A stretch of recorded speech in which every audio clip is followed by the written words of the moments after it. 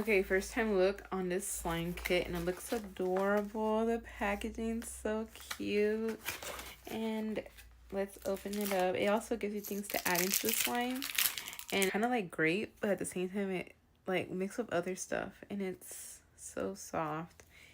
I don't want to take it out of its container. Oh my goodness, it's so pretty. Definitely would recommend this, especially for kids in the holidays or people who like slime.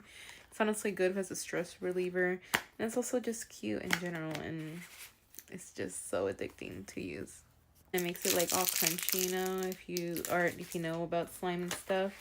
And it comes with 2, and it's so pretty. And it comes with more of these things. It comes with a lot, and it comes with like, look at it, it's so cute. Oh my god. It also comes with some glitter. And here is another container. This is a cloud version. And the other one is also a cloud. It's just different colors. So let's at least test. Should we do the purple? Let's test one. Okay. This is how it looks. And look how it presses down. It feels so nice. It's really cool right now. But it smells so good too. Like,